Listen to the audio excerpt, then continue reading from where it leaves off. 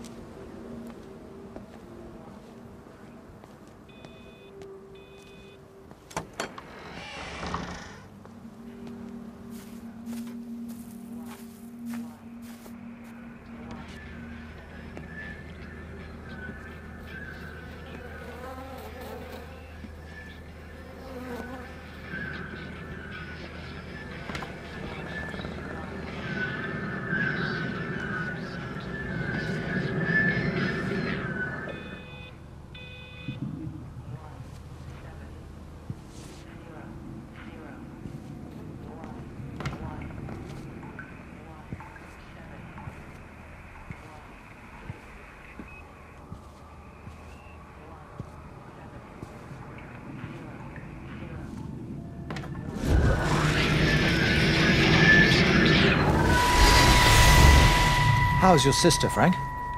We've not spoken since the funeral. Ah, I see. Well, listen, I did rather wonder if you might do me a bit of a favor and check in on her, see if she's all right. Dr. Wade, if they dropped the bomb, there'd be no left but cockroaches and Wendy Boyles. It's a bit odd, really.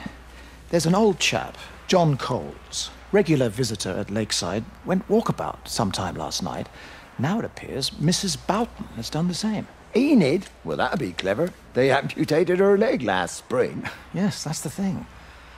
I've also got a surgery full of people with nosebleeds and headaches.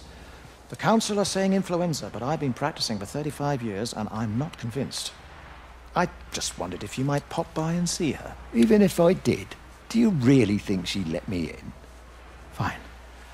Forget it. I'll see her. Leave it to me. Oh, and Frank, call the hospital and get them to collect all this stuff. It's been 8 months.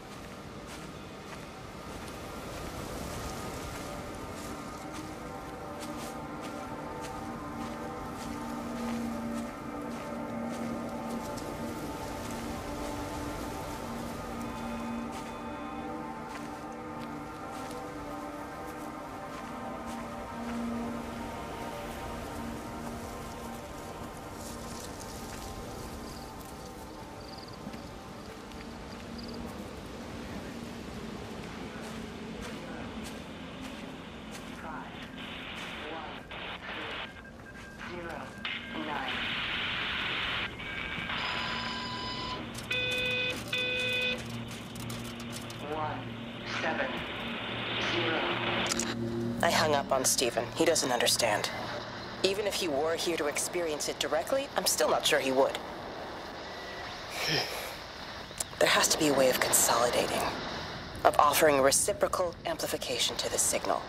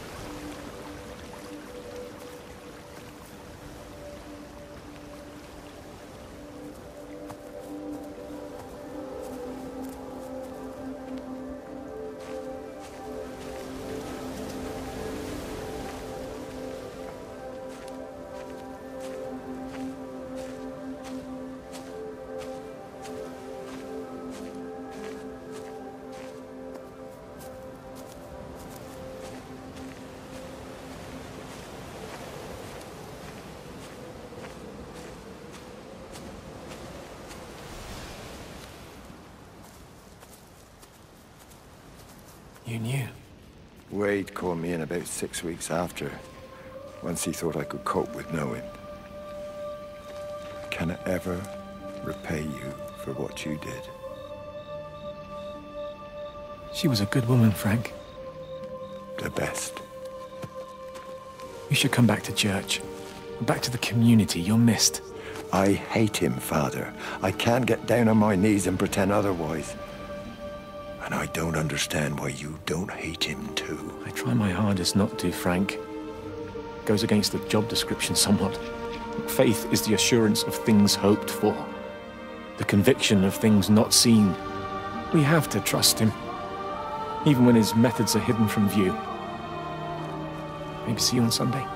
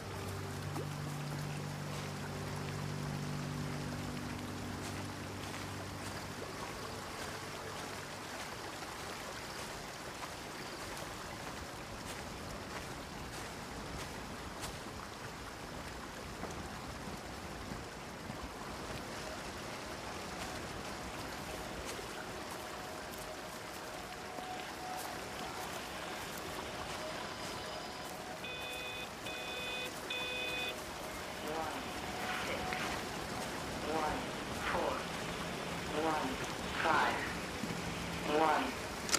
Under the microscope, you could see how the light was following the cellular structure of its wings. The neural simplicity of the insects seems to prevent a full-blown infestation, so there's none of the hemorrhaging I'm seeing in the birds. But Stephen's wrong. This isn't an attack. It's a byproduct of the attempt to communicate. It's getting smarter. It's learning as it adapts. I'm confident of a breakthrough soon.